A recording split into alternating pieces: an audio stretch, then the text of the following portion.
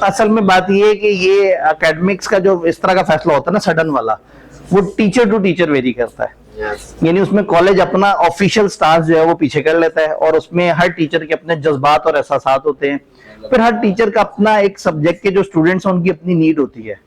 जैसे मेरी क्लास में मिक्स लोग हैं, ग्रुप बी में सारे ही वो हैं जिनका रिजल्ट आना है, इसमें आधों का रिजल्ट आना है, आधों का रिजल्ट नहीं आना, लेकिन छुट्टियां सबको चाहिए होती हैं।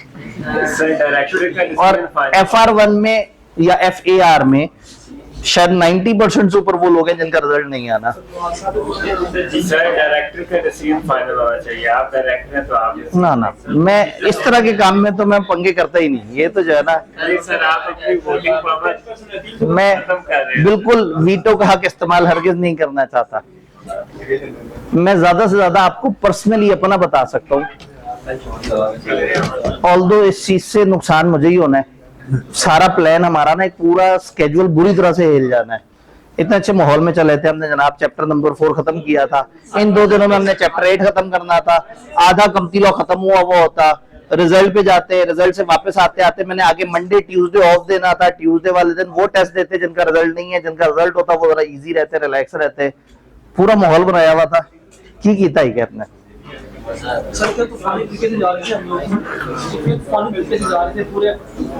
आग लगाने वाले थे कि वो माचिस लेके चले गए हमारी पेट्रोल की बोतल में पानी डाल दिया उन्होंने। सारी आग जो है ना, वो सारे जज्बात मार दिए जी।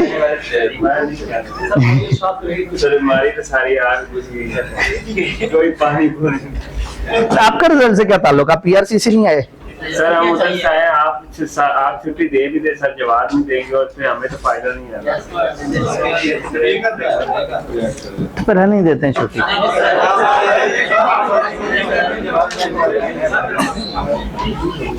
चले इस पे जो है ना, वो शाम में हमारी एग्जीक्यूटिव काउंसिल बैठेगी और बैठ के जो है ना हंगामी EOGM, इसको कहते हैं extra ordinary general meeting. General meeting की किस्म होती है जो अचानक बुलाई जाती है।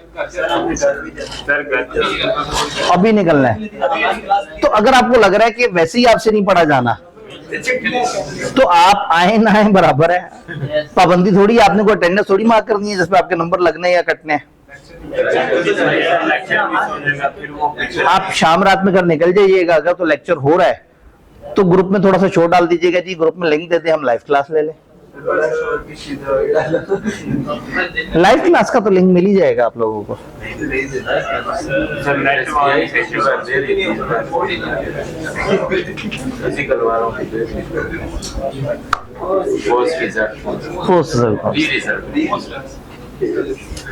Emergency result counselling, sudden result counselling. हमारे माउस ने भी काम करने से इनकार कर दिया। नहीं जी, पहले भी 2-3 दफा ऐसा हुआ है, लेकिन पिछले 4-5 साल से ऐसा नहीं हो रहा था। वरना ICAP अक्सर इस तरह से करता था कि रिजल्ट को 2-3 दिन 3-4 दिन पहले ले आता था। एक आध दफा तो 1 हफ्ता पहले ले आया था। एक दफा तो सुबह जब बच्चे उठे तो वो उनको उठ के जब वो अपने वो मैसेज देख रहे थे ना, उसका वो जो जिसका मैसेज देखना होता सुबह उठ के, तो सामने किसी और का मैसेज आया हुआ था।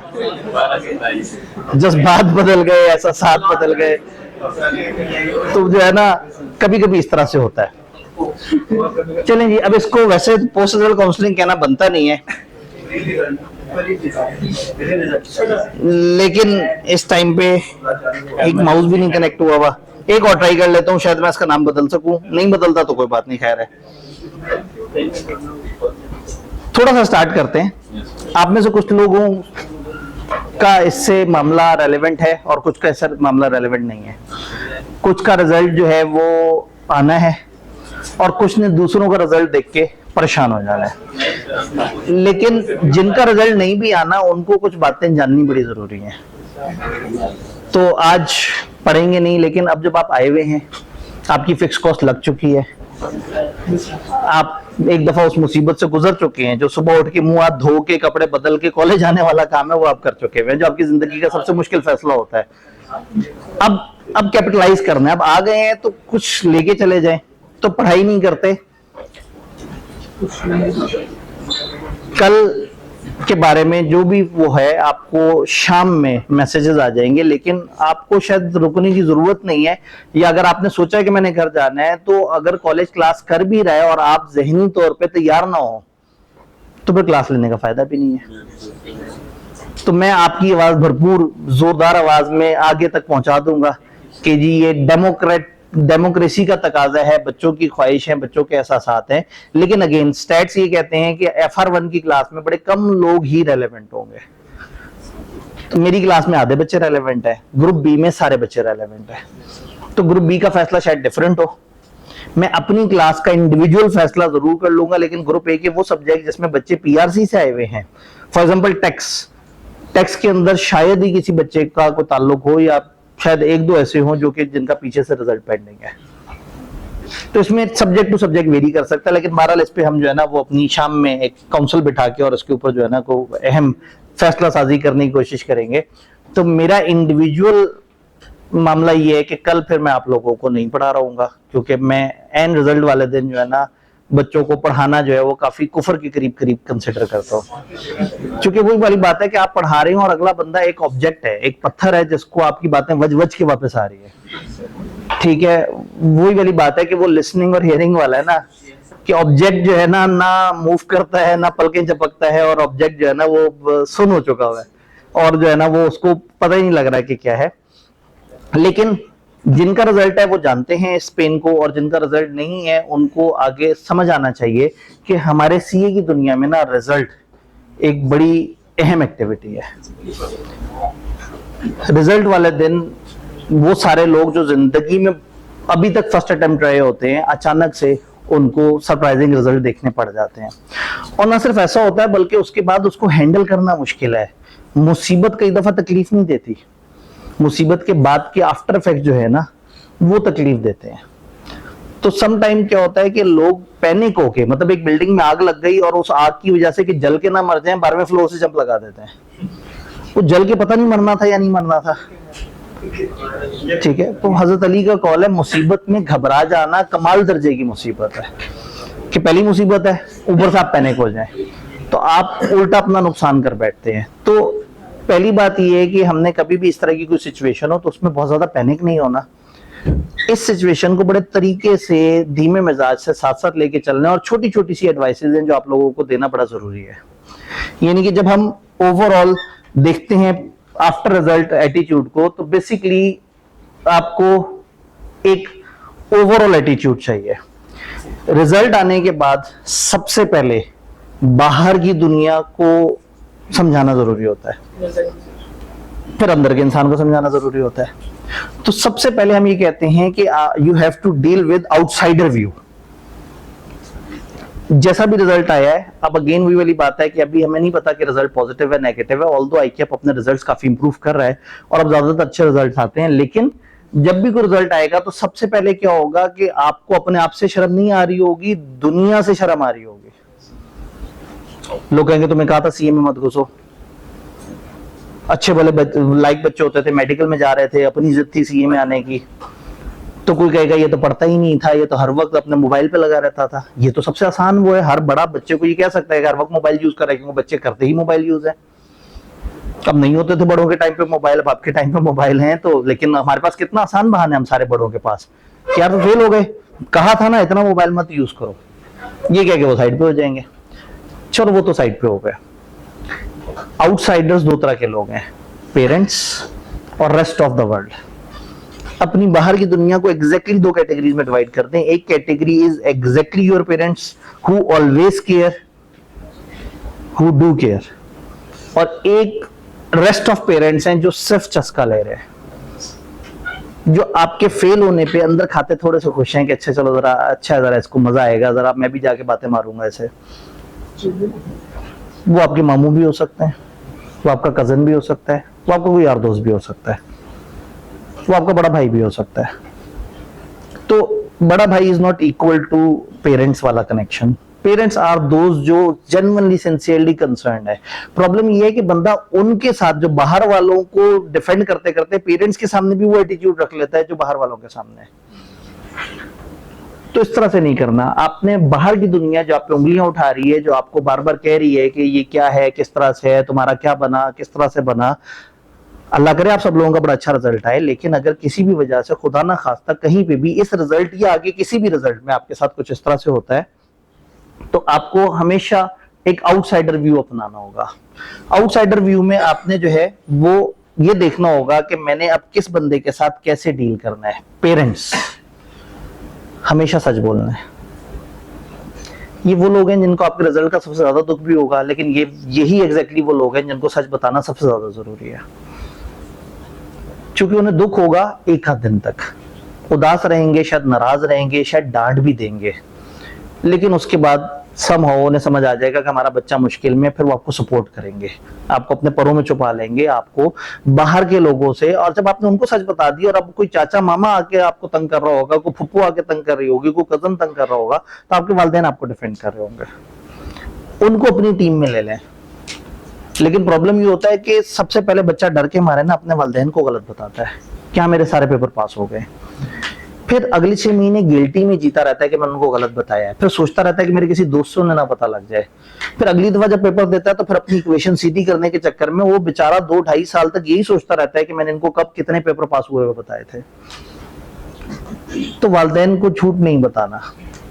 आप में से मेजॉरिटी लोगों को अपनी मदर से बहुत प्यार होगा और मेजॉरिटी को लगता होगा कि मदर बहुत नरम दिल है, बड़ा ख्याल रखती हैं। फादर जो है ना बड़ा अंडररेटेड लोग हैं, ये माँ से भी बहुत ज्यादा प्यार करते हैं आपसे, लेकिन प्रॉब्लम ये है कि माँ ने इनको डांटने के लिए रखा हुआ है। सारा दिन माँ आपके साथ है या बच्चे के साथ है तो बच्चे की केयर कर रही है, बच्चों को छोटी छोटी सी एडवाइस कर रही है, तो बच्चे माँ के साथ फ्रेंडली हो जाते हैं। जब फ्रेंडली हो जाते हैं तो जब माँ कहेगी बेटा होमवर्क कर लो, तो बच्चे ये भी नहीं सुनेंगे कई दफा।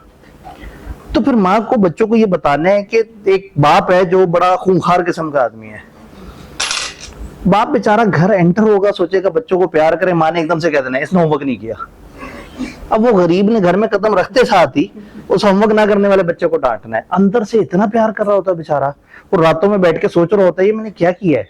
बच्चे की आंख में आंसू आ गए, लेकिन उस टाइम पे उसको एक कठोर बाप बन के जो है ना कि नहीं, बच्चे को खौफ होना चाहिए किसी का। तो अगर तो आप अपने फादर से डर के मारे उन्हें ना बताएं, तो यकीन माने, मैं खुद भी एक बाप हूं और मैंने अपने फादर को भी उनकी ओल्ड एज में देखा है, समझा है। ये फादर बहुत ख्याल करने वाले लोग होते हैं और वो प्रैक्टिकल लोग होते हैं, उनको समझ आ जाती है बात जो माँ को इतनी जल्दी नहीं समझ आती बात। तो कभी भी डर के मारे अपने फादर से कुछ नहीं छुपाना। और अपनी मदर जाहिर है वो तो आपका ख्याल रखती हैं, आपको तसल्ली देंगी, तो आपने अपने पेरेंट्स को हमेशा 100% सच बताना है। 1-2 दिन मुश्किल गुजरेंगे, शायद आपको गुस्सा भी सहना पड़े, शायद वो परेशान भी हो, शायद वो उदास भी हो, आप उनका दिल नहीं तोड़ना चाह रहे, लेकिन आगे जाके उनको किसी और से पता लगे तो उनके ऊपर बहुत बड़ा शौक गुजरेगा। तो ये जो आउटसाइडर व्यू है ना, इसमें सबसे पहले तो पेरेंट्स हैं, और पेरेंट्स की ख्वाहिश है और पेरेंट्स का हक है कि उनके साथ सच बोला जाए। तो आपने पेरेंट्स के साथ झूठ नहीं बोलना। आपका जो भी रिजल्ट है, अच्छा बुरा दरमियाना जैसा भी है, हमेशा पेरेंट्स को लाजमी बताना है। फिर उसके बाद अदर देन पेरेंट्स, चाचे मामे ताए, ये लोग जिंदगी में सिर्फ तकलीफ देने के लिए। आप बचपन से उनसियत रखते हैं, जाहिर है आपके फादर के भाई हैं, बहन भाई हैं, आपके मदर के बहन भाई हैं, आपके रिश्तेदार हैं, आपको लगता है कि वो आपकी केयर करते हैं। वालिदैन के अलावा कोई जेन्युइनली केयर नहीं करता, बाकी सब सिर्फ जो है ना वो एंजॉय कर रहे होते हैं, और आके बिला वजह आपको सवाल पूछेंगे। इन रिश्तेदारों को अवॉइड करना बड़ा आसान है, जरूरी नहीं है। सीए में तो हमारे पास बहुत बड़ा बहाना है कि भाई सीए बड़ा मुश्किल होता है, बच्चा जो है ना मसरूफ रहता है, टाइम ही नहीं है। तो हम सीए वाले तो ना शादियों में जाके अटेंड करते हैं बहुत ज्यादा इवेंट्स, ना बहुत ज्यादा अरसे के लिए किसी तरफ घूमने फिरने जाते हैं, तो ये रिश्तेदार जो है ना वो आपको ज्यादा तंग नहीं करेंगे। फिर भी अगर किसी ने पूछ लिया कि हाँ भी बेटा क्या बना, तो उनसे कहें जी सीए डिफिकल्ट चीज है, मैं कोशिश कर रहा हूँ, आप दुआ करते रहें, आपकी सिंसियर दुआएं मिलती रहेंगी ना तो पेपर पास हो जाएगा। तो आपने उनको मुश्किल में डाल दिया। अब वो ना आगे अब अटैक करने की उसमें नहीं है, क्योंकि आपने तो ये उसको कनेक्ट कर दिया है कि मेरा पेपर पास हो जाएगा जब जिस दिन आपने सिंसियर होकर दुआ कर दी, मसला ही हल हो जाएगा। फिर भी ज्यादा तंग कर रहे हो, उनसे कहें जी मैं बस कोशिश कर रहा हूँ, आप दुआ करते रहें।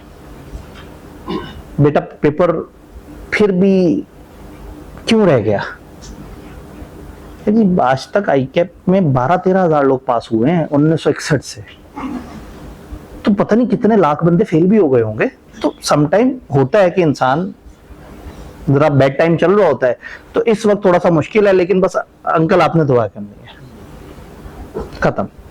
एक आध दफा कहेंगे फिर उन्हें समझ आ जाएगी कि ये तो वो मजा ही नहीं आया, इसको हमने सुई चुभोई तो ये आगे से तड़पा नहीं, ये आगे से उलझा नहीं, ये आगे से परेशान नहीं हुआ। तो जो बाहर वाले, इतने बाहर वाले हैं जो आपके इनर सर्कल वालिदैन से हटके हैं, उनको आपने इग्नोर करना है। किन की बात सुन के क्यों टेंशन लेते हैं? इन्होंने सारी जिंदगी बातें सुनानी है, आपकी शादी में भी बातें सुनाएंगे, आपके मरने पे भी आपके और आसपास वाले लोगों को बातें सुनाएंगे। इनमें से किसी को कोई परवाह नहीं है आपकी असल में कामयाबी से। जिसको परवाह है वो सबसे सगे आपके पेरेंट्स हैं, उनको आपने हमेशा सच बताना है। रिश्तेदार अगर पूछ भी रहे हैं उनसे कि हाँ जी बस अभी कुछ पेपर पास हुए हुए कुछ रहते हैं, इंशाल्लाह कोशिश करो। बेटा फिर भी कौन कौन सा पेपर, कितने दिए थे, कितने पास हुए? अंकल मैं कोशिश करूं, दुआ करते रहिएगा। मतलब वो उलझ जाएंगे, वो कहेंगे नहीं यार मजा ही नहीं आया। आप किसी दूसरे फेलियर को जाके ना तंग करते हैं, उससे कहते हैं कि भाई तुम जरा थोड़ा सा टॉर्चर में आओ। तो सबसे पहले तो बाहर की दुनिया को डील करते हुए पेरेंट्स को सच्चाई के साथ और रिश्तेदारों को इग्नोरेंस के साथ डील करना है। मैंने जिंदगी में लोगों को पूरी जिंदगी गुजारते देखा है ये सोच के कि लोग क्या कहेंगे, और लोग फिर भी कहते रहते हैं। आप कभी भी लोगों को खुश नहीं कर सकते, जितना मर्जी आप जिंदगी कुर्बान कर दे लोगों पे, लोगों ने हमेशा अपने नजरिए से देखना है और हमेशा आपके ऊपर कोई ना कोई उल्टी सीधी बात करनी है। तो आप कभी भी दुनिया को खुश नहीं रख सकते। हाँ आप अपने वालिदैन को खुश रख सकते हैं और उन्हीं को ही खुश रखना मकसद है। उसके अलावा दुनिया बड़ी बेरहम है। आप जो मर्जी करते रहेंगे वो हमेशा उसमें एतराज करते रहेंगे, आपको तकलीफ देते रहेंगे। तो दुनिया को खुश करने के चक्कर में अपने आप को मत फंसा ले। आपने वो करना है जो आपको ठीक लगे। पता लगे आप दुनिया से घबरा के सोचे मैं अब 4-5 पेपर इकट्ठे दे दूं, 4 पेपर दे दूं ताकि मैं जल्दी से पास हूं, ताकि मैं एक दफा ये रिश्तेदारों का मुंह तोड़ दूं। उनका अगर मुंह तोड़ना है तो परफॉर्मेंस से तोड़े। या आज आपको बातें मार रहे हैं, 5 साल बाद आप एक सक्सेसफुल जगह पे अगर बैठे हुए होंगे तो ये आपसे सिफारिशें लगवाया करेंगे। ये इंतकाम है, ये जवाब देने का तरीका है। जवाब देने का ये तरीका नहीं है कि आप उनसे उलझना शुरू हो जाएं, लड़ना शुरू हो जाएं। बस आपने यही कहना है कि अंकल, चाचा, मामा, ताया, दोस्त, फलाना, यार दुआ करते रहो, अल्लाह करे मैं जल्दी से जल्दी बेहतर से बेहतर कामयाबी की तरफ चला जाऊं। बस तुमने जिस दिन सिंसियर दुआ दे दी मेरा काम बन जाना है, वो उसने कभी भी नहीं देनी। तो फिर उसने आगे से आपसे पूछना खत्म कर देना है। आउटसाइड व्यू है। आउटसाइड व्यू में पेरेंट्स को सच बताने के बाद आपने हमेशा लोगों को बताना है कि सीए काफी डिफिकल्ट होता है। उनको हमेशा बताना है कि देखे ना 61 से लेके अब तक 39 साल वो गुजरे, 25 साल ये गुजर गए, 64 साल हो गए। 64 साल में अगर 12-13 हजार लोग पास हुए हैं तो ये बहुत अच्छी रेशियो तो नहीं है। तो आपके पास तो बहुत बड़ा डिफेंस है। जो कहे क्यों रह गया उसे को भाई सीए मुश्किल है, तभी तो तुम नहीं कर रहे, मैं कर रहा हूं। तुमने तो आसान फील्ड चूज की हुई है ना, तुम्हारे तो सुकून चल रहा होगा, टीचर के साथ बना के रखी हुई होगी, कोई मिठाई शिठाई दे दी तो नंबर भी लग जाते होंगे असाइनमेंट में। हमारे नहीं ऐसा होता, हमने काम करना होता है, मेहनत करनी होती है, और उस मेहनत के बाद भी हमारी फील्ड आसान नहीं है। ये बात तो पूरे पाकिस्तान को पता है कि सी एक डिफिकल्ट फील्ड है। तो you have a very right defence कि मैं एक मुश्किल फील्ड में हूं, मैं कोशिश कर रहा हूं, अल्लाह करे चीजें बेहतर हो, हालात बड़े मुश्किल है। तो दुनिया को जरूर बताना है कि मुश्किल फील्ड है, ये आराम से पास नहीं करते लोगों को, इसमें बड़ी दिक्कतें हैं वगैरह वगैरह।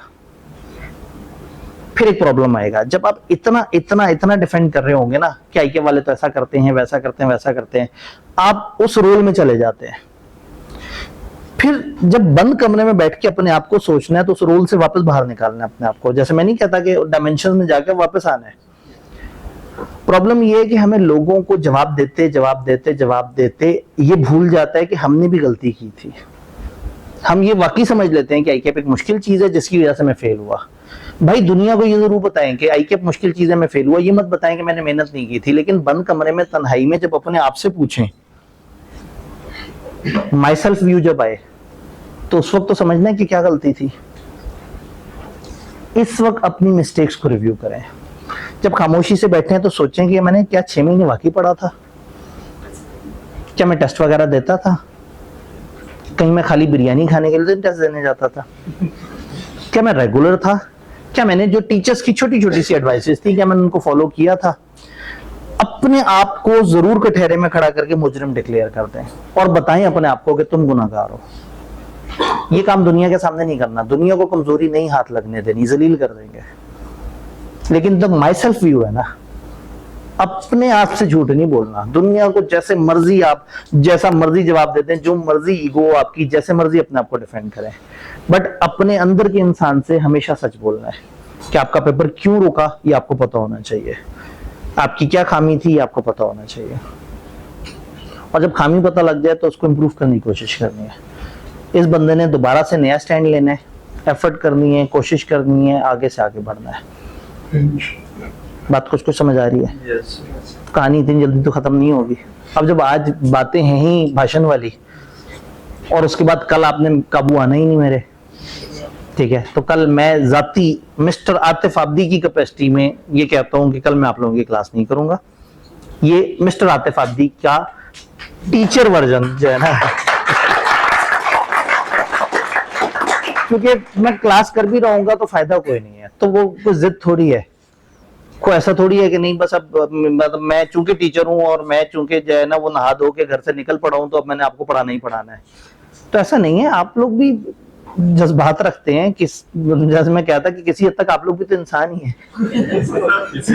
हम समझ गए आप हमें, ठीक है। तो ऑब्वियसली वो पेन तो समझ आता है ना, हम ह्यूमन बीइंग है, आप ह्यूमन बीइंग है, तो हमें ये तो पता है कि आपके अंदर जज्बात हैं, आपका एक दिल है और वो मासूम है, अभी उसने बहुत ज्यादा मुशक्कतें नहीं देखी। हम लोग तो सख्त हो चुके हुए हैं ना, मारे खा के बैठे हुए हैं, अपने रिश्तेदार गंवा के बैठे हुए हैं, फादर को अपने हाथों में मरते देखा है, तो हम लोग सख्त हो चुके हैं अनफॉर्चुनेटली।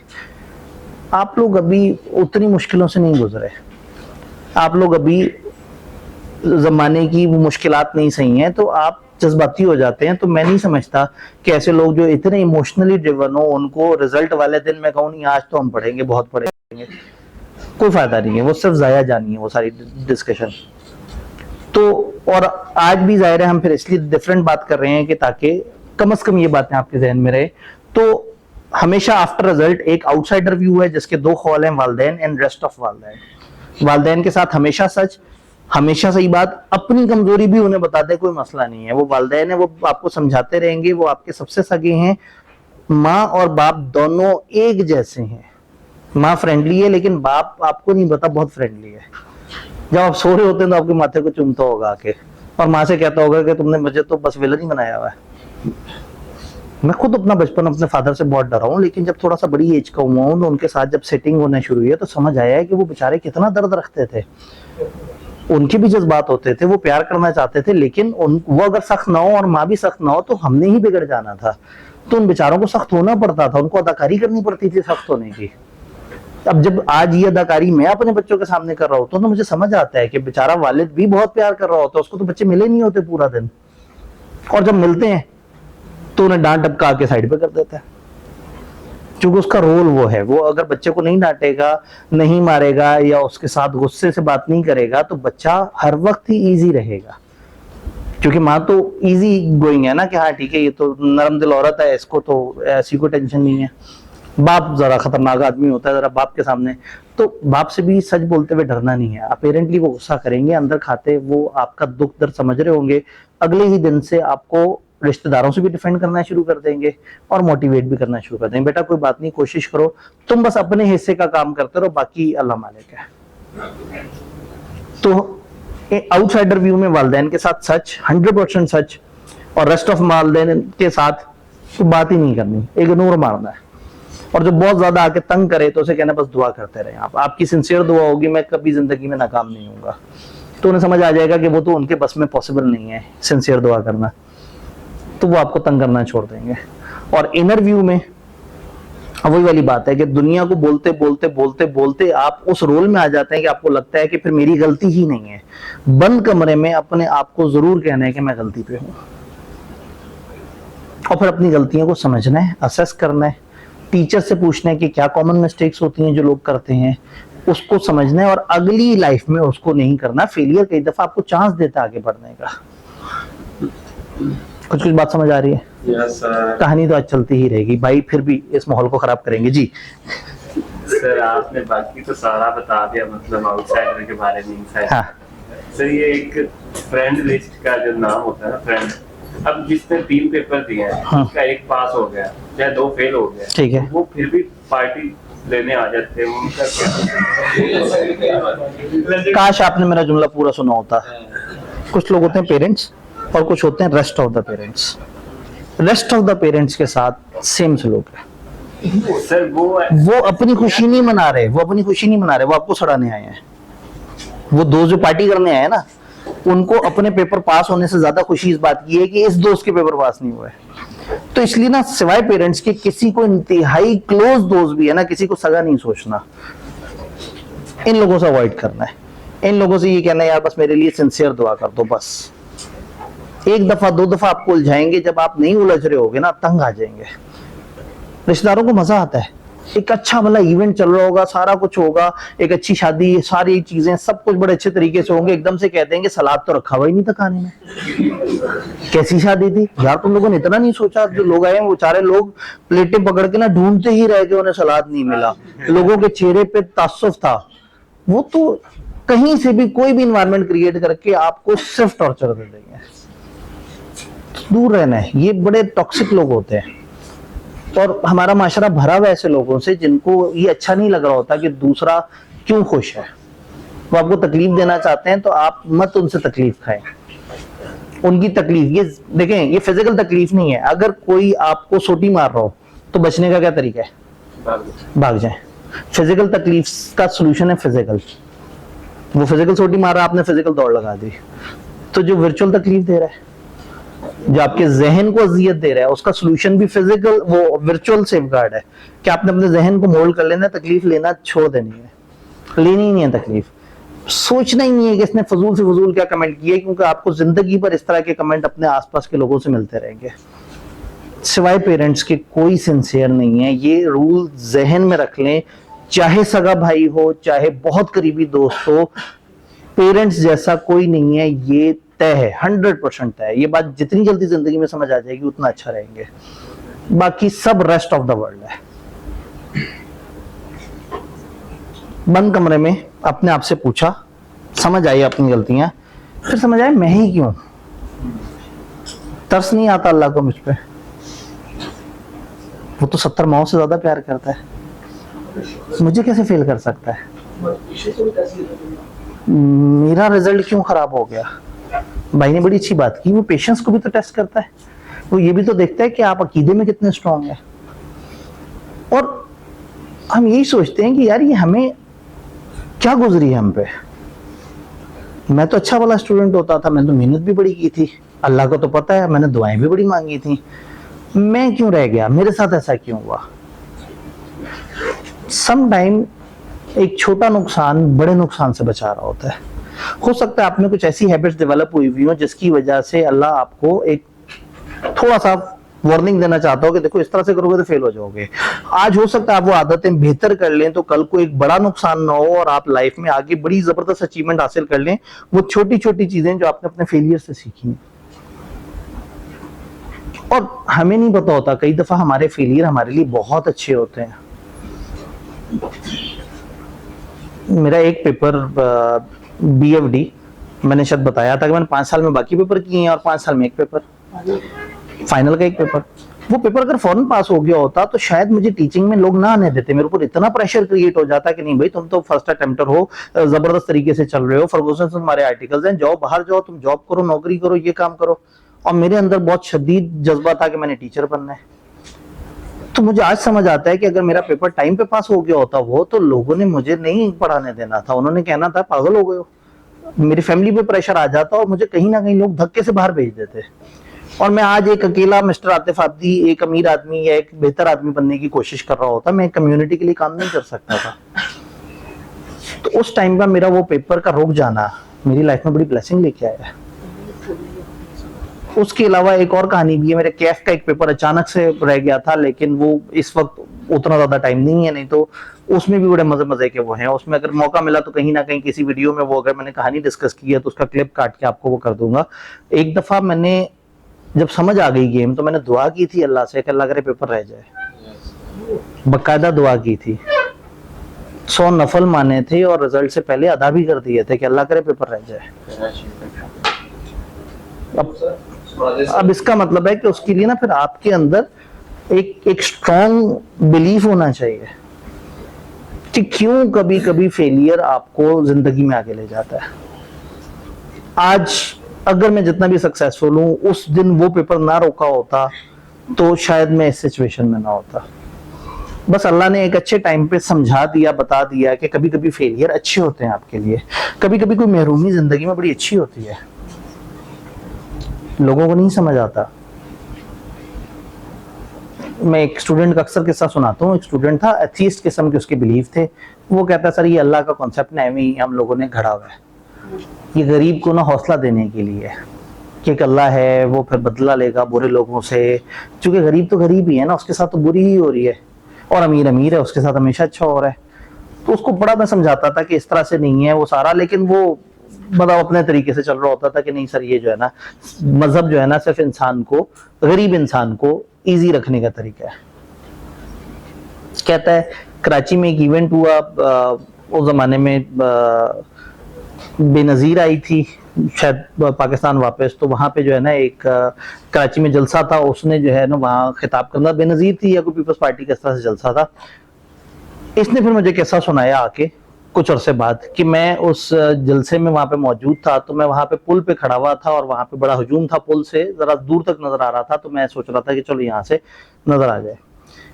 कहता अचानक से वो किसी ने ऐलान किया कि यहाँ से वो मोहतरमा गाड़ी से निकलने वाली हैं, तो लोग बड़ी तेजी से भागे उस तरफ। अब लोग तो जैले किस्म के होते हैं, वो तो बड़ा ज्यादा अकीदत रखते हैं अपने लीडर से, लोग तेजी से भागे हैं गाड़ी की तरफ। तो कहता है उस टाइम पे मैंने देखा एक बंदा बैसाखी से चल रहा है और बड़ी तर्ज बड़ी नजरों से इधर उधर लोगों को देख रहा है जो तेजी से भागे जा रहे हैं, और जल्दी से जल्दी आगे जाएंगे तो उनको मोहतरमा नजर आ जाएंगी, तो उनका वो जो सियासी जज्बा है वो पूरा हो जाएगा। और ये बंदा क्योंकि बैसाखियों से चल रहा है तो ये थोड़ा स्लो है। तो उसने कहा मैं सब उसको देख के सोच रहा था कि तर्ज भरी नजरों से इधर उधर देख रहा है, तो अल्लाह ने इंसाफ कहाँ किया, इस बंदे की टांगे छीन ली इससे, आज लोग इससे तेज भाग रहे हैं। तो कहता है उस वक्त मुझे आप याद आए कि आपने कहा था कि अगर उसके साथ कुछ बुरा हुआ है तो कुछ ना कुछ बहुत बड़ा अच्छा भी होगा उसके साथ, और अल्लाह बैलेंस कर देता है। कहता मुझे नहीं समझ आती थी, लेकिन थोड़ी देर बाद धमाका हुआ वहां जहां गाड़ी थी। कहता 85 बंदे मर गए, वो सारे मर गए जो तेजी से पहुंच गए थे वहां, और जो बैसाखियों से चल रहा था वो बच गया। कहता फिर उस वक्त समझ आई कि अल्लाह ने वो जो उसको एक महरूमी दी थी, उस एक महरूमी से उसकी एक बहुत बड़ी मुसीबत टाल थी, और जिनके पास वो टांगों वाली महरूमी नहीं थी उनको एक और मुसीबत पड़ गई। तो ये जहन में रखना है, जब भी आप लाइफ में कभी भी नाकाम हो, परेशान हो और सोचें कि मेरे साथ ऐसा क्यों है, तो अल्लाह ने तमाम इंसान बराबर बनाए हैं। किसी के पास एक चीज ज्यादा है तो एक चीज कम है, कोई अमीर है तो उसके पास अच्छे दोस्त नहीं है, किसी के पास अच्छे दोस्त हैं तो शायद जेब में पैसे नहीं है, किसी के पास जेब में पैसे भी हैं, अच्छे दोस्त हैं तो घर में बिल्कुल अकेला है, कोई बहन भाई नहीं है और वो हर वक्त बेचारा परेशान रहता है और बाहर खुशियां ढूंढने की कोशिश कर रहा होता है। कोई बहुत अमीर लोग हैं, अरबपति हैं, तो बच्चे को एक ऐसी बीमारी है कि वो उनकी आंखों के सामने मर रहा है। तो अल्लाह ने सारे इंसान किसी ना किसी तरीके से बराबर कर दिए हैं, किसी में कोई बेनिफिट ज्यादा है तो कोई कम है, कोई खूबसूरत ज्यादा है तो जहन बड़ा अच्छा काम नहीं करता, किसी का जहन बहुत तेज है तो वो दिखने में बहुत खूबसूरत नहीं है, कोई अच्छा कमाता है तो उसकी कमर के दर्द के ऐसे इश्यूज हैं कि वो रात भर तड़पता रहता है। तो कहीं ना कहीं हर बंदे की जिंदगी में कुछ प्लस हैं कुछ माइनस हैं, और वो सारे प्लस माइनस ओवरऑल मिला के सारे इंसानों को एग्जैक्टली बराबर कर देते हैं। ये अल्लाह का अदल है, और इंसान को सिर्फ दूसरे इंसान पे अगर अल्लाह फौकियत देता है तो वो सिर्फ एक मेयार पे देता है, तकवा। तब अगेन ये उस तरह की महफिल नहीं तो हम तकवा के ऊपर बात करते हैं कि तकवा क्या है किस तरह से, ये थोड़ा सा रिलीजियस साइड पे चला जाएगा। लेकिन जब आप सोचते हैं मैं ही क्यों, तो फिर आपको तकलीफ होती है। तो आपने ये सोचना है कि मैं क्यों नहीं सोचना, ये सोचना है कि इस इवेंट में मेरे लिए सीखने के लिए क्या है। लाइफ में कई फेलियर्स आएंगे, उन फेलियर्स में आपको सीखने का बड़ा कुछ मिलेगा। थॉमस एडिसन ने बल्ब बनाया, ये सारे लोग जानते हैं, उसका 1000वां एक्सपेरिमेंट था जब उसने बल्ब बनाया है। 999 नाकाम एक्सपेरिमेंट कर चुका था वो सब लोग आके बातें मारते होंगे उसे, तंग करते होंगे, टॉर्चर करते होंगे, वो रोता होगा बैठ के, सोचता होगा कि यार मैं एक चीज पे काम कर रहा हूँ क्यों नहीं हो रही। लेकिन बहरहाल उसने अब हर नाकामी से सीखा कि ये चीज मिसिंग थी, ये चीज मिसिंग थी, अपने आप इंप्रूव करता गया करता गया करता गया, और एक दिन उसने वो इजाद की जो आज दुनिया में हर तरफ रोशनी बिखेरे हुए। तो लाइफ में बहुत सारे लोग इस तरह से होते हैं जो काम कर रहे होते हैं लेकिन उनको वक्ती तौर पे एक नाकामी नजर आती है, और फिर आप तड़प के कहते हैं यार क्यों, मतलब अल्लाह तो रहीम है ना, उसको क्यों नहीं नजर आ रहा। तो अल्लाह को उस बंदे का दर्द तो नजर आ रहा था जिसकी टांगे नहीं थी, जो बैसाखियों से चल रहा था। बट वही वाली बात है, नक्शा तो सारा बना हुआ था लाइफ का, वो फ्लो चार्ट तो बना हुआ था ना सारा, उस फ्लो चार्ट की रूट उस बंदे को नहीं पता थे, अल्लाह को तो पता थे ना। तो उसकी जिंदगी को एक तरफ से अनप्रिविलेज किया और दूसरी तरफ से प्रिविलेज कर दिया। तो फिर जब हमें लगता है कि हम क्यों नहीं पास हो रहे या हमारे साथ ऐसा क्यों नहीं हो रहा, तो मैं वही वाला पेपर जो पिछली दफा मेरा उस वक्त रहा जब दुआ की, अगली दफा बिला वजह ही पास हो गया। जब मुझे जरूरत थी उसके पास होने की वो पास हो गया, और जब नहीं जरूरत थी तो वो फेल हुआ, और उसके फेल होने से मेरी जिंदगी की काया ही पलट गई। आज की सारी सक्सेस इज एट्रीब्यूटेबल टू उस दिन का वो वाला पेपर जो कि मुझे समझ आ गया था कि फेल होगा तो मुझे फायदा होगा। अगेन है तो सस्पेंस, लेकिन वो कहानी बड़ी लंबी चौड़ी सी है कि वो ऐसा क्यों था, मैं कहाँ फंस गया था, उस वक्त पेपर पास होने से या फेल होने से मेरी लाइफ में क्या चेंज आ सकता था, और मैं किस डिसीजन को रिवर्स कर सकता था। तो वो कभी मौका मिला तो कहीं से ढूंढ ढांड के वापस अली इमरान साहब के पॉडकास्ट में मैंने डिस्कस किया हुआ है। बस सही है, ये भाई ने वो कर दिया। तो आपने यूट्यूब पे जाके सर्च करना है meet the legends. Ali Imran साहब जो है वो चार्टर्ड अकाउंटेंट्स के साथ पॉडकास्ट करते हैं, कुछ 30+ चार्टर्ड अकाउंटेंट्स के साथ कर चुके हैं। तो एक दफा उन्होंने मुझे भी कह दिया जी आप भी आ जाएं, वरना तो अगर डायरेक्टली हम लोगों को ही कर रहे होते तो लगता है कि तो कॉलेज माहौल खेल रहे हैं, तो वो इंडिपेंडेंटली वो कर रहे होते थे। तो उस पॉडकास्ट में मैंने एक दफा ये पूरी स्टोरी सुनाई है, ये भाई ने बड़ा अच्छा हेल्प कर दी। तो अब वो स्टोरी, अब हमें कहीं से क्लिप काटने की जरूरत नहीं है, आपने मीट द लेजेंड सर्च करना है, उसमें मिस्टर आतिफ आब्दी साहब वाला पॉडकास्ट और मेरे अलावा 30-35 और चार्टर्ड अकाउंटेंट्स के पॉडकास्ट नजर आएंगे जो कि अपने अपने फील्ड के चैंपियन, और उन्होंने बड़े अच्छे तरीके से चीजों को बताया। बहुत सारे टीचर्स को भी कवर किया उन्होंने, इंडस्ट्री के लोगों को कवर किया, फर्म के लोगों को कवर किया है। तो उसमें मैंने वो स्टोरी सुनाई हुई है। चलें, ये तो बड़ा बेहतरीन काम हो गया, भाई ने जो है ना वो एक मसला हल कर दिया। सर आपने भी पैसे दिए थे पॉडकास्ट? इन्होंने कहा कि आपने भी पैसे लिए थे पॉडकास्ट करने के? नहीं, मैं मतलब थोड़ा सा जरा शरीफ आदमी हूँ। कम दिए नहीं, हाँ कुछ जगह जो है ना वो पैसों का चक्कर नहीं होता। तो ये तो इधर है, मैं मर्दान में एक इवेंट हो रहा था, टेक्नोलॉजी एक्सपो था, और उसके अंदर उनको एक चार्टर्ड अकाउंटेंट से बैठ के एक आइडिया लेना था कि हाँ भाई वो कोई डिस्कशन करे। तो मैं यहाँ से ऑल द वे उठ के गया था, वहां पे रुका था, वहां पे इवेंट अटेंड किया था, वापस आया था। तो ऐसा नहीं है कि मैं उनसे कहूँ अच्छा जी हूँ लाख रुपए कटो, मेरा आने जाने का खर्चा उस तरह से। तो कुछ चीजें बंदा दिल से करता है, वो हर चीज पैसे से नहीं होती। आप लोग कॉलेजेस को समझते हैं कि ये पैसे बनाने के अड्डे हैं, वापस इधर आते हैं। मेरे साथ ही क्यों, स्टिल अल्लाह तो प्यार करता है ना, दुख तो खत्म कर ही सकता है ना। आप तड़प रहे हैं, आप रो रहे हैं, उसको नजर ही नहीं आ रहे आप। चलें एक एग्जांपल लेते हैं। एक छोटा सा बच्चा, शीरख्वार बच्चा, बिल्कुल छोटा सा बच्चा है, अभी घुटनों चलना भी नहीं आता, वो तड़प रहा है, रो रहा है, उसे प्यास लगी है, सामने एक फीडर रखा हुआ है और फीडर में दूध पड़ा हुआ है। उसकी माँ ने वो फीडर बनाया है, उसके अंदर दूध पड़ा हुआ है, और बच्चा उस दूध को देख रहा है और तड़प रहा है। फिर माँ को देख रहा है कि इसको मेरे आंसू नजर नहीं आ रहे, ये क्यों नहीं फीडर पिला रही। माँ को पता है कि दूध इस वक्त गर्म है, ताजा ताजा गर्म पानी के साथ उसने बनाया है, पाउडर वगैरह डाल के, आजकल तो यही चलता है।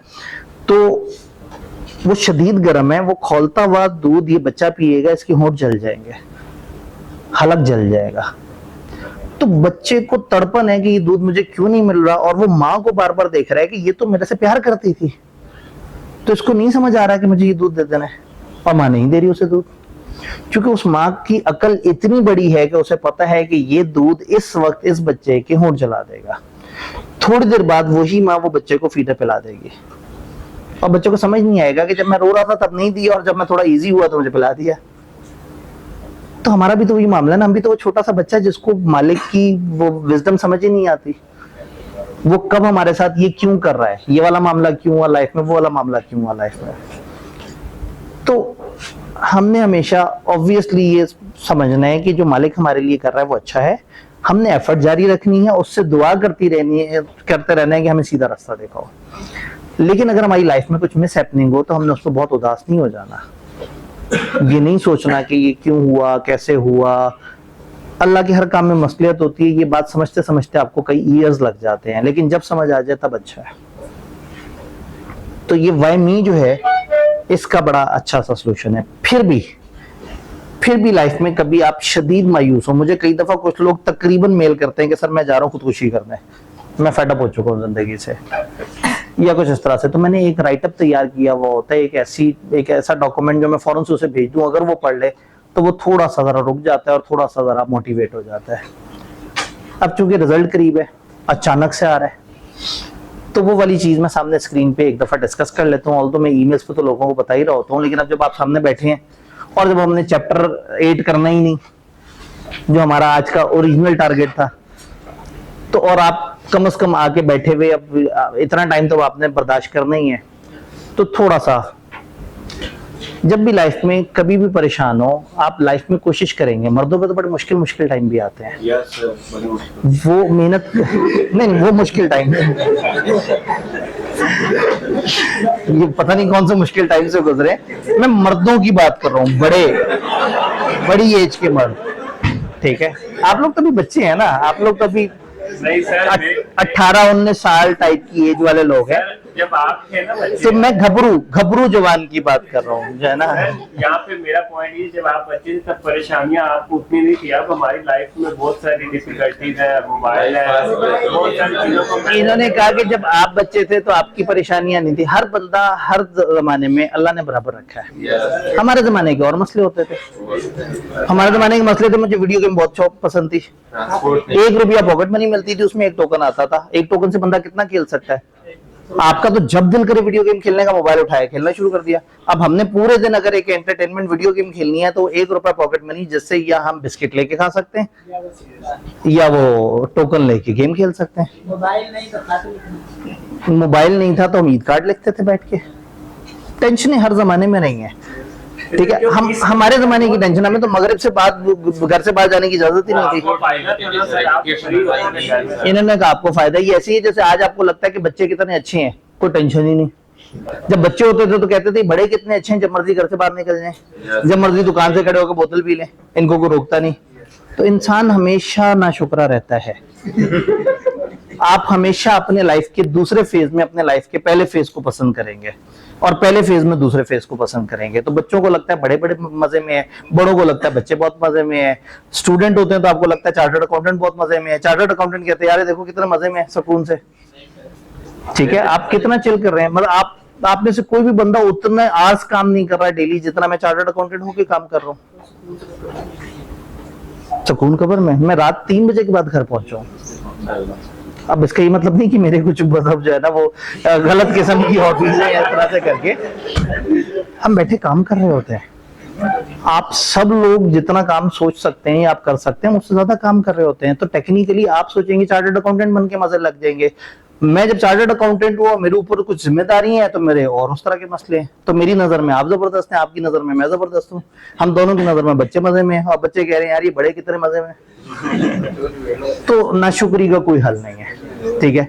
हम वापस आते हैं जहां हमारी गुफ्तगू ना बड़ी रूहानियत पे पहुंचने वाली थी, आंखों में आंसू आने वाले थे कि अचानक से जो है ना, ठीक है। और सवाल तो अब खत्म हो गए, सवालों का कोटे खत्म हो गया, अब तो जो है ना।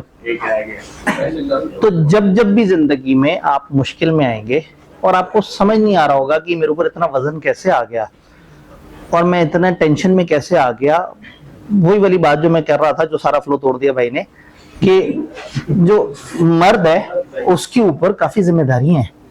आप एक खास टाइम पे जब आर्टिकल्स में होंगे तो आप सोच रहे होंगे मैं क्यों नहीं कमा पा रहा, मैं घर वालों को क्यों नहीं पैसे दे पा रहा, मैं इतना बड़ा हो गया हूँ, मेरी इतनी एज हो गई है और ऐसे में अभी भी मैं वालिदैन से पॉकेट मनी ले रहा हूँ, कितनी गंदी बात है।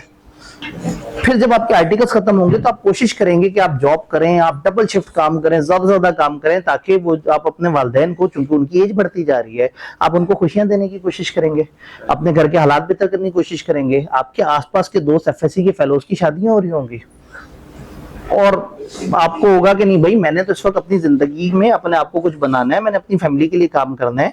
ऐसे में लोग आपका बाइकआउट भी कर चुके होंगे, रिश्तेदार, चूंकि 3.5 साल के आर्टिकल्स में आप ना शादियों पे जा सके होंगे ना लोगों से ज्यादा कनेक्ट कर सके होंगे, तो लोगों ने आपको अपनी लाइफ में से माइनस भी कर दिया होगा। और आप मेहनत कर रहे हैं और पता नहीं क्या कर रहे हैं, और आप जब आके देखते हैं तो कोई उसका रिगार्ड नहीं कर रहा उस मेहनत का। आप घर पहुंचेंगे वालिदैन के सोने के बाद, सुबह उठेंगे बस मुश्किल से सलाम ले सकेंगे, जल्दी जल्दी से बाहर चले जाएंगे। आपसे ज्यादा तनहा कोई नहीं होगा। There would be some time जहां आपको लगेगा ये मेरे साथ इतना बुरा क्यों हो रहा है, मुझ पे इतना वजन क्यों है, मैं इस तरह की सिचुएशन में क्यों। तो बहुत सारी जगह पे आप बहुत सारे फेलियर से घबरा जाएंगे। लाइफ की कुछ सक्सेस जो आप हासिल करना चाहते थे आपको नहीं मिली, आप टेंशन में आ जाएंगे। तो उस टाइम पे अगर हो सके तो आपने इस आयत को जरूर सामने लेके आना है। सूरत नंबर 2 आयत नंबर 286, अल्लाह ताला किसी जान को उसकी ताकत से ज्यादा तकलीफ नहीं देता। अगर आपको तकलीफ मिल रही है और आप परेशान हैं तो इसका मतलब है कि अल्लाह आपकी कैपेसिटी जानता है। किसी इंसान पे उसकी कैपेसिटी से ज्यादा लोड नहीं डालता कि अल्लाह ने अपना प्रतिफल दे दिया। जो नेकी वो करे वो उसके लिए, और जो बुराई करे वो भी उसी पर। ए हमारे रब, अगर हम भूल गए हो या खता किए हो तो हमें ना पकड़ना। उस फ्लो चार्ट में अल्लाह से दुआ तो कर सकते हैं ना कि हमें जरा अच्छाई वाले रास्ते पे डाल दे। हमारे रब, हम पे वो बोझ ना डाल जो हमसे पिछले लोगों पे डाला था। ए हमारे रब, हम पे वो बोझ ना डाल जिसकी हमें ताकत ना हो, और हमसे दरगुजर फरमा, हमें बख्श दे, हम पे रहम कर, तू ही हमारा मालिक है, हमें काफरों की कौल पर गलबा अता फरमा। मजेदार सी आयत जो कि आपको पहले ये रियलाइज करा रही है कि अगर आप मुश्किल में हैं तो ये जान लो कि आप इस कैपेसिटी को रखते हो कि आप इस मुश्किल को झेल लो। और फिर अल्लाह से हम मदद भी मांग रहे हैं कि हाँ ठीक है ये अल्लाह तू जानता है हमारी कैपेसिटी, लेकिन है तो हम कमजोर दिल के ना, थोड़ा सा जरा हाथ होला रख, मतलब थोड़ा सा जरा मुश्किलों का वजन कम कर दे। हम उतना अकीदा नहीं रखते, हम उतना शऊर नहीं रखते, तो हमारी थोड़ी सी मदद कर।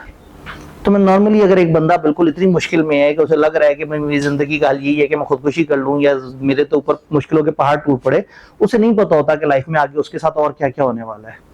तो नॉर्मली ये आयत शेयर करने के बाद एक छोटा सा राइटअप है जो उसके साथ मैं शेयर करता हूँ। मैं जस्ट एक दफा पढ़ के सुना देता हूँ। In life you surely will get what you deserve. जो आप डिजर्व करते हो वो आपको फॉर श्योर मिलना है। आयत क्या कह रही है? जो नेकी करे वो उसके लिए, तो बुराई करे तो वो भी उसके लिए। जैसा करोगे वैसा भरोगे। आपने आज किसी के साथ अच्छा किया, आपके साथ बुरा नहीं होगा। तो पहली वही आने के बाद हुजूर की हजरत खतीजा से डिस्कशन है जिसमें उन्होंने कहा है कि आप, हजरत खतीजा उनको डिस्कस कर रही हैं, उनसे कह रही हैं कि आपने कभी किसी के साथ बुरा नहीं किया तो आपके साथ बुरा नहीं होगा। आपको अगर एक काम मिला है आप वो करें, और ऑब्वियसली जब आप अच्छे हैं तो आपके साथ अच्छा होगा, अल्टीमेटली अच्छा होगा। तो फिर मुश्किलें भी आई लेकिन बाय द एंड अल्टीमेटली अच्छा हुआ। तो दुनिया के सबसे बड़े मुबल्लिग के तौर पे, सबसे बड़े प्रीचर के तौर पे, सबसे कम टाइम में एक सबसे मजबूत मजहब को लेके आने में किरदार है। लेकिन जाहिर है उसमें मुश्किलात तो है ना, बट एंड रिजल्ट क्या है? अल्टीमेटली सक्सेस है। तो लाइफ में आपको जो आप डिजर्व करते हैं ना वो आपको मिल के रहेगा। आप, लेकिन वो मिल के कैसे रहेगा? आपने थोड़ा सा अपने दिमाग पे काम करना है। Keep doing hard work. Allah से दोस्ती, मेहनत करने वाला अल्लाह का दोस्त है, और जो अल्लाह का दोस्त है खत्म हो गई गेम। फिर मैं अक्सर बात करता हूं कि अगर एक मोहल्ले की नाजिम, नाइम नाजिम से आपकी दोस्ती है तो आप बड़े चौड़े होके फिरते हैं। अगर आपकी किसी कॉलेज के प्रिंसिपल, वाइस प्रिंसिपल से दोस्ती है तो आप बड़ा इजी फील कर रहे होते हैं। अगर आपके अपने शहर के पुलिस के हेड से दोस्ती है तो आप तो कहते हैं मुझे कुछ छू के दिखाए। तो अगर आपकी डीआईजी से दोस्ती हो, आपकी सूबे के वजीर आला से दोस्ती हो, पाकिस्तान के वजीर आजम से दोस्ती हो, अमेरिका के सदर से दोस्ती हो, अक़वाम मुत्तहिदा के हेड से दोस्ती हो, तो कितना कॉन्फिडेंस होगा। और ये इंतहाई हकीर चीजें, अगर अल्लाह से दोस्ती हो तो अपने दोस्त को तो नहीं वो कुछ बुरा होने देगा। और अल्लाह ने अपने साथ दोस्ती का मेयार क्या बता दिया? तो आपको फार्मूला पता है, वो फार्मूला जिससे आप उससे दोस्ती कर लोगे जिसके बाद आपकी टेंशन ही खत्म हो गई। Keep doing hard work. मैं फिर उसमें लोगों को बताता हूँ, मैंने एक फेसबुक पे पोस्ट देखी थी, I was seeing a post that what difference does it make to qualify in 5 year और 10 ईयर्स, कि जो 5 साल में क्वालिफाई करते हैं उनके साथ क्या होता है, जो 10 साल में क्वालिफाई करते हैं उनके साथ क्या होता है, उनमें से कौन ज्यादा बेहतर है। मतलब तो फिर I can coat my example, I cleared 20 papers out of 21 in 5 years and was about to qualify, but the last alone paper took 5 years to pass, so 10 years in total. And you can judge from my today that success is just a matter of timing difference. अभी timing difference से क्या मुराद है, everyone is living in his own timeline. What if someone qualify in 5 years and die at the age of 45? किसी के control में तो नहीं है ना. What if someone qualify in 10 years and die at the age of 70? तो ये हम ये नहीं कह सकते कि मेरा टाइम ज्यादा लग गया कम लग गया, आपके पास पता नहीं टाइम है कितना, और अल्लाह ने तो हर इंसान को बराबर कर दिया ना, तो कहीं तकलीफ हुई होगी तो कहीं सहूलत भी तो होगी. हाँ, लेकिन फार्मूला क्या है, मेहनत जारी रखनी है. Allah has planned much good for everyone, just in different timelines. No one knows who is better than whom. आज अगर स्टीव जॉब्स को लोग एक बड़ा कामयाब सक्सेसफुल बिजनेसमैन कहते थे, तो भाई साहब 60 साल की एज के बाद जाके सक्सेसफुल हुआ है, उससे पहले जलील होता रहा दुनिया से. तो वो मैकडोनल्ड जिसको बहुत ज्यादा लोग वो शौक से खा रहे होते हैं, तो उसके जो बाबा जी हैं मैकडोनल्ड वाले, शायद 70 साल की एज में काम शुरू किया था. आज दुनिया का वन ऑफ द फेमस और बिगेस्ट ब्रांड है. तो यू नेवर नो कि कब आपने कामयाब होना है कब नहीं होना. तो ये लाइफ में 1 साल 2 साल 6 महीने आगे पीछे होना मैटर नहीं करता. मैटर ये करता है कि आप उससे टूटे कितना, मैटर ये करता है उसके बाद अपने आप को जोड़ा कितना, और क्या आपने हार्ड वर्क जारी रखी. I surely can quote that I would not be such successful, alhamdulillah, had I qualified earlier. मैं जल्दी क्वालिफाई कर चुका होता तो यकीनन मैं इतना कामयाब ना होता जितना मुझे लेट क्वालिफिकेशन ने कामयाब किया. And had left teaching on pressure of society, तो शायद मुझे टीचिंग छोड़ देनी पड़ती. तो फिर अब सोल्यूशन क्या है, हमने क्या करना है जिससे हम अपने आप को थोड़ा सा इजी रख सकें. कुछ छोटे छोटे से मशवरे. Keep doing effort and leave the rest on Allah. Effort जारी रखें और बाकी सब छोड़ दें मालिक पे. Don't try to control the uncontrollable. जो नहीं कंट्रोल हो सकता उसको कंट्रोल करने की जिद छोड़ दें. जो नहीं हाथ में वो आपके कंट्रोल में नहीं है. आपके कंट्रोल में अच्छा पेपर देना है, आपके कंट्रोल में एफर्ट करनी है, लेकिन रिजल्ट आपके कंट्रोल में नहीं है. क्योंकि रिजल्ट आपके लिए कैसा आता है वो मालिक जानता है. अगर वो बुरा रिजल्ट दे रहा है तो उसके पीछे कोई मसलहत है. जो हमारा छोटा जहन, वो छोटा बच्चा है ना, रो रहा है और उसको वो माँ को देख के समझ नहीं आ रहा है कि मुझे क्यों नहीं फीडर दे रही, लेकिन माँ को तो पता है फीडर गर्म है. तो कुछ चीजें छोड़ दें मालिक पे, आप सिर्फ वो करें जो आपके हिस्से में है. Keep doing hard work. We can put efforts but we don't have control over results. दूसरी चीज, stay connected with parents. Try to serve them as much as possible. दुनिया का सबसे खूबसूरत लम्हा ये है कि जब आप अपने वालिदैन के पाँव दबा रहे हैं, आप उनके काम आ रहे हैं, आप उनकी बात सुन रहे हैं, उनकी छोटी सी ख्वाहिशात पूरी कर रहे हैं, उनकी लाइफ में काम आने की कोशिश कर रहे हैं. वो जिन्होंने अपनी जिंदगियां वक्फ कर दी आपको बढ़ाने में, आपको पालने में, आपको पढ़ाने में, आपके लिए काम करने में, अगर आप अपनी तरफ से थोड़ा सा भी कंट्रीब्यूट कर सकें किसी भी तरीके से, emotionally, physically, financially, connected with parents. Don't be over hasty of completing the things early. बहुत हविस नहीं रखनी कि हर चीज जल्दी जल्दी से हो जाए. सम टाइम कुछ चीजें अपने टाइम पे ही होंगी. अब वही वाली बात है कि थॉमस एडिसन भी तीसरे बल्ब पे परेशान हो जाता है कि जल्दी क्यों नहीं हो रहा. तो ऐसा नहीं है, सम टाइम चीजें अपना प्रोसेस लेती हैं, प्रोसेस होने के बाद ही होता है. और जब प्रोसेस कंप्लीट होता है तो आप ज्यादा मजबूत बन जाते हैं. वो चार्टर्ड अकाउंटेंट जो मारे खा खा के आहिस्ता आहिस्ता पढ़ पढ़ के स्टेप बाय स्टेप ग्रेजुअली आगे आता है, वो बड़ा कॉम्पिटेंट होता है. तो 6 महीने के क्रैश कोर्स से नहीं कोई उतना कॉम्पिटेंट बन जाएगा. तो लाइफ में सक्सेस टेक्स टाइम.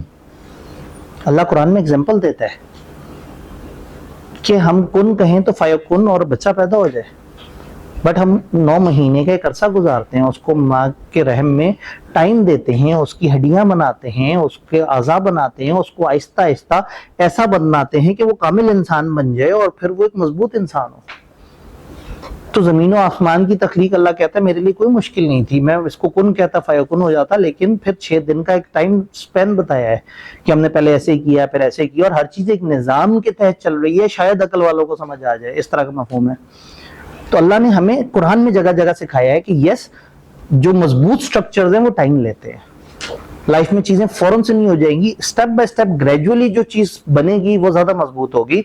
वरना कादरे मुतलक के लिए तो मसला वाकई नहीं है ना, एक कुन कहना है और सब कुछ हो जाना है।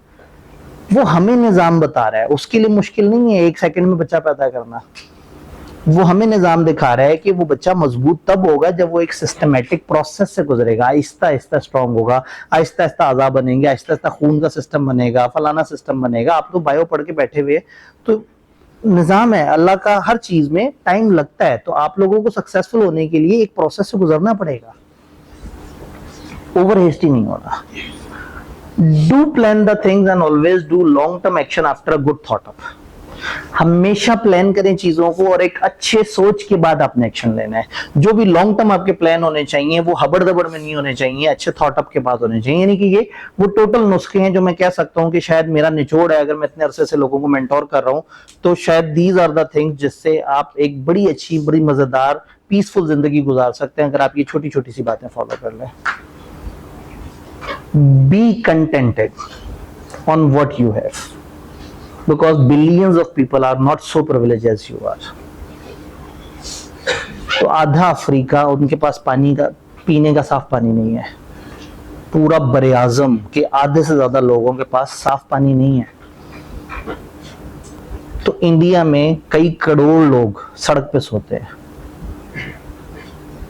आप लोगों के पास घर है, आपके पास कॉलेज में आके पढ़ने के पैसे हैं, आपके पास सपोर्ट करने वाले पेरेंट्स हैं, आपके पास दोस्त हैं, आपके पास एक कैरियर है, आप एक अच्छी क्वालिफिकेशन में आए हुए हैं।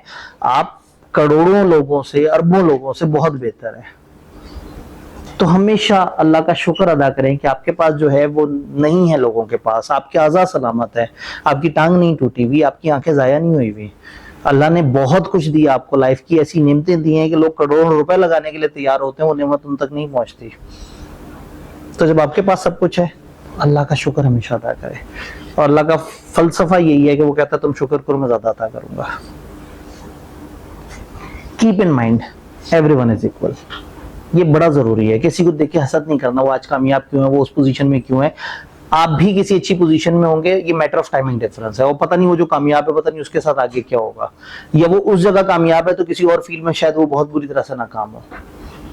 तो ऐसा नहीं है, सारे लोग इंसान बराबर हैं। कुछ के पास अच्छे पैसे हैं तो दोस्त नहीं है, कुछ के पास बहन भाई नहीं है, कुछ पुअर हैं लेकिन ग्रेट फ्रेंड्स हैं और ग्रेट एनर्जी और बड़ा कुछ कर सकते हैं। उनमें एक ऐसी डिजायर है, ऐसी आग है कि वो अपनी किसी स्किल की वजह से, अपनी किसी इवन खेल की वजह से करोड़पति बन जाते हैं।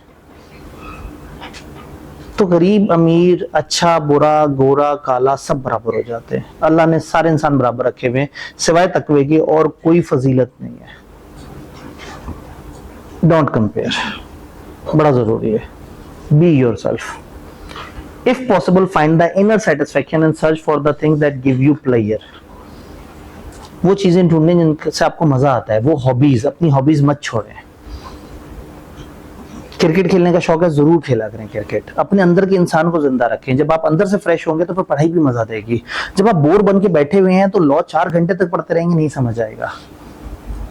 और जब आप फ्रेश हैं, जब अंदर का इंसान मजे में है, जब उसकी ख्वाहिश पूरी हो गई, उसकी खेलने की ख्वाहिश पूरी हो गई है, आपने अपने अंदर के इंसान को वो एक्टिविटी करके जो उसको सबसे ज्यादा पसंद थी, अगर आप फ्री हुए हैं तो यस, अब आप एकेडमिकली भी साउंड हो जाएंगे।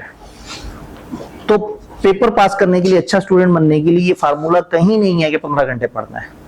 फार्मूला ये है कि जितना पढ़ना है अच्छा पढ़ना है। तो फिर मैं आपसे यही कहता हूं कि आप मोबाइल वाकई बंद कर दें। आप जिस वक्त पढ़ने लगे उस वक्त रिलैक्स रहें, और जब पढ़ ना रहे हो तो फिर रिलैक्स करें।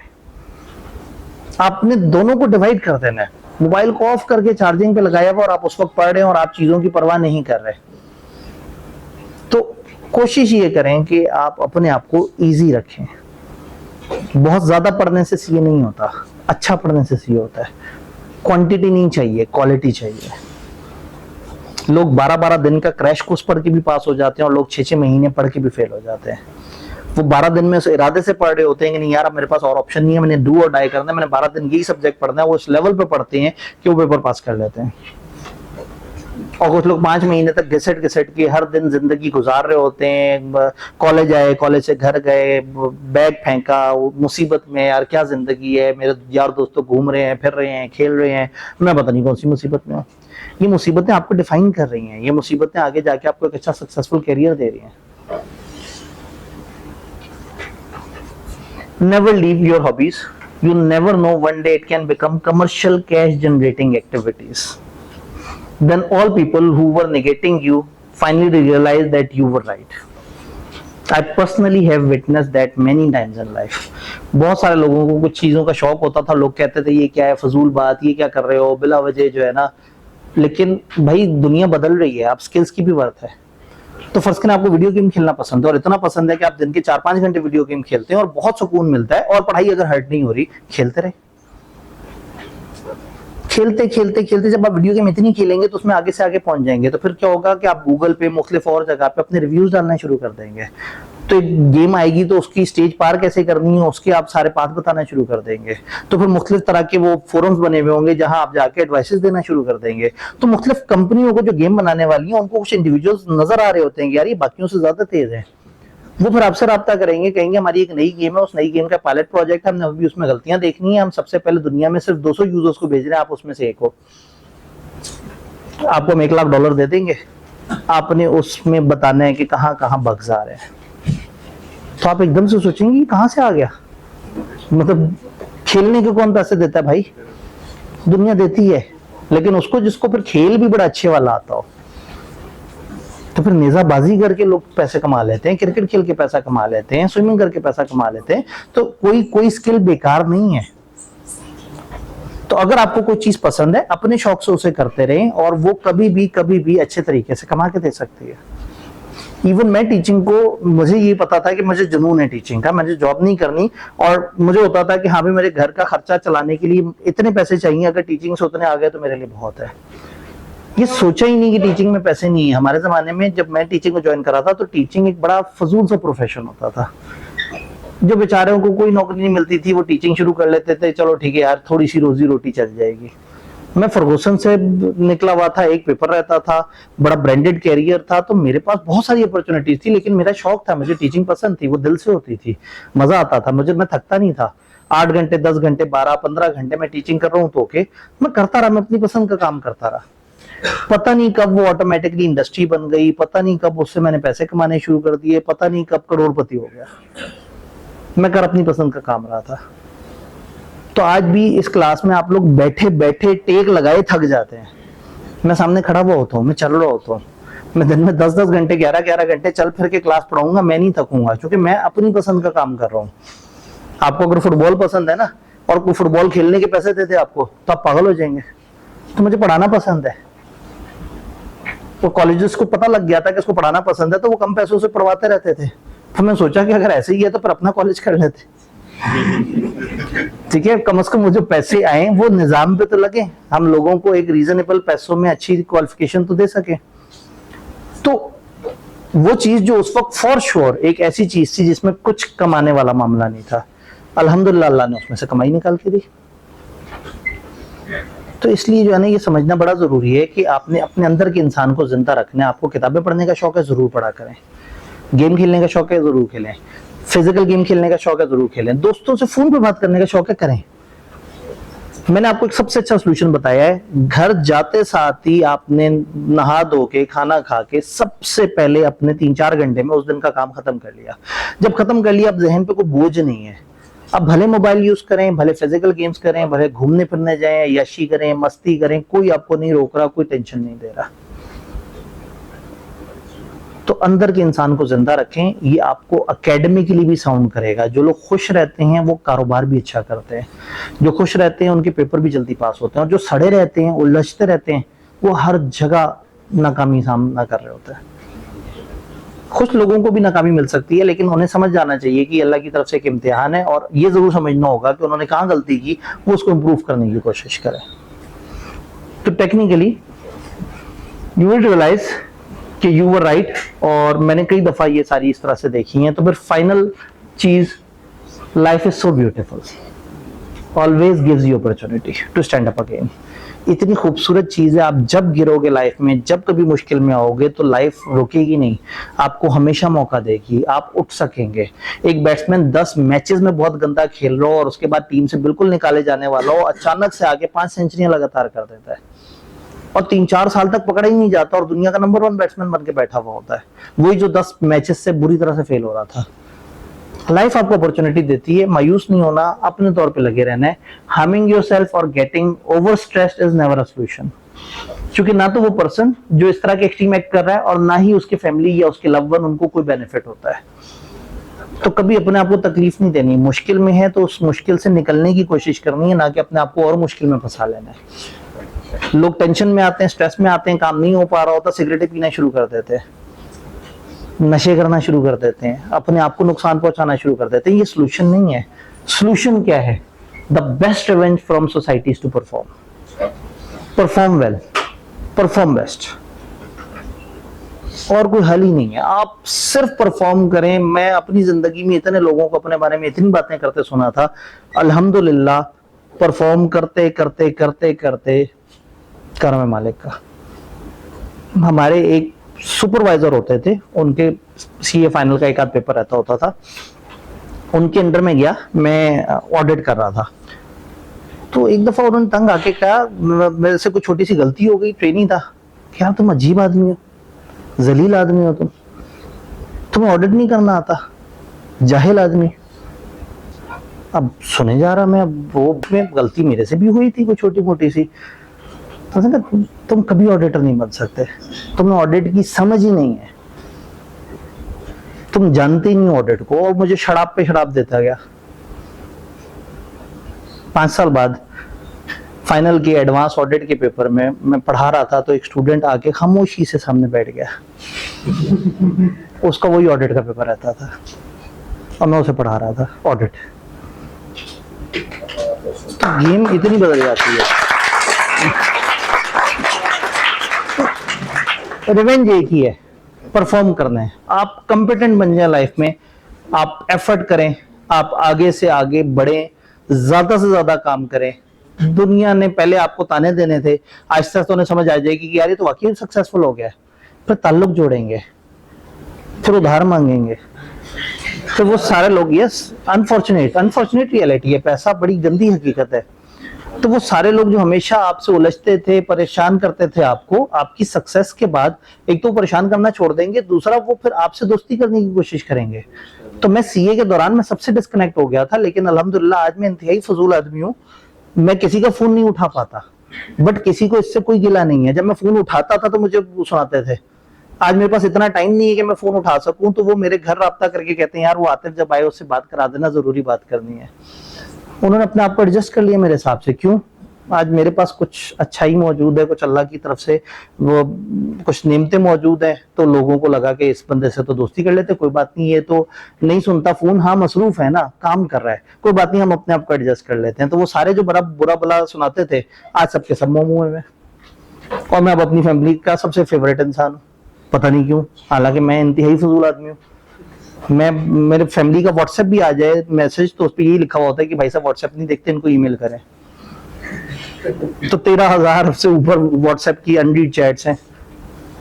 तो इससे ज्यादा बुरा आदमी कौन होगा? जैसे राब्ता करो और वो राब्ते में नहीं आ रहा, फोन करो तो साइलेंट जा रहा है, मैसेज करो तो देखता नहीं है।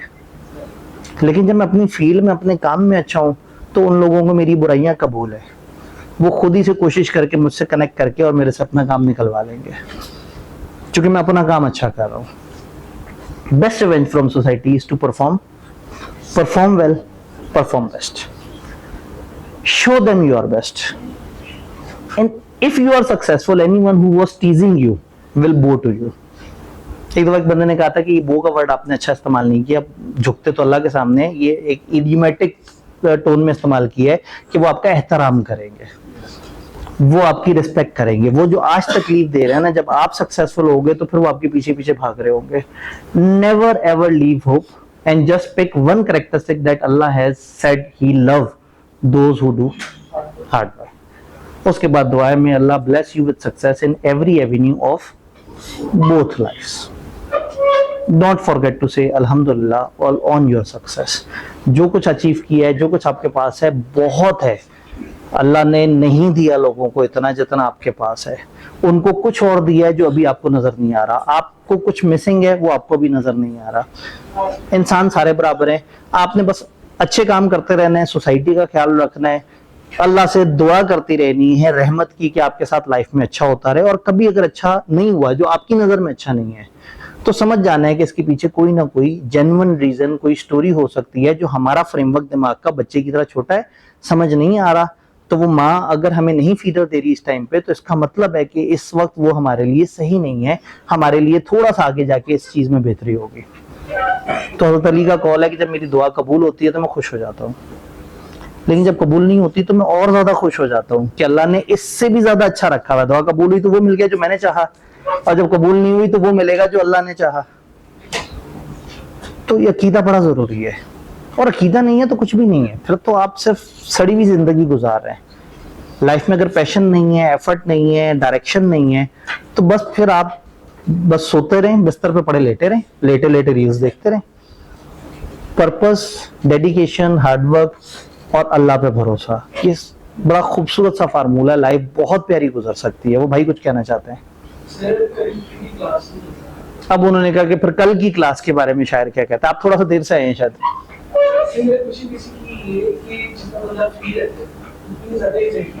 जी, इन्होंने कहा जितना बंदा फ्री रहता है उतनी ज्यादा एंजाइटी होती है। अभी एक डिफरेंट फ्रेमवर्क है, बिल्कुल ऐसे ही है। तो अब अगेन जवाद साहब इसी फ्रेमवर्क को पे आपको कहेंगे कि आप फ्री रहे तो आप टेंशन में रहोगे, तो हो सकता है वो आपको जो है वो कहें कि पढ़ना ही पढ़ना है। इवन देन अगेन वही वाली बात है कि 10% लोग ऐसे होंगे जो फारिग होकर एंजाइटी का शिकार हो जाएंगे, और 90% लोग ऐसे होंगे जो क्लास में आगे परेशान हो जाएंगे कि मैं क्या कर रहा हूँ। आप फारिग नहीं रहना चाहते तो जरूरी नहीं कि कॉलेज जबरदस्ती आपको बुलाए, और हम जबरदस्ती बुला भी ले तो आप लोगों ने आना तो अपनी विल से है ना। व्हाई नॉट कल आप आपस में अपना एक क्रिकेट टूर्नामेंट रख लें, आपस में मिलके पैसे से जोड़ के कहीं, जिस तरह से हमने वो हॉल, वो जो जगह वो बुक कराई थी, आप उस तरह की जगह जाएं, पकड़ें और वहां पे खेलना शुरू कर दें। उन्होंने कहा सर मंथ एंड चल रहा है। क्या बात कर दी आपने, ये 23-24 को कौन सा मंथ एंड हो जाता है?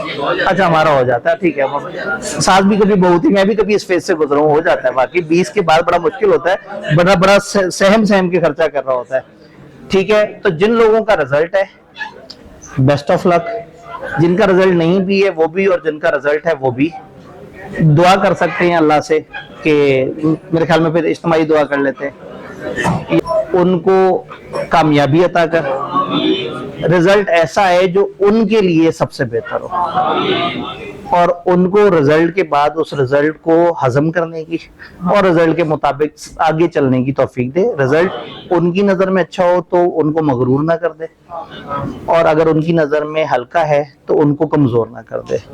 तो मुश्किलात का मुकाबला सब्र से करना है और अच्छाइयों में शुक्र करना है।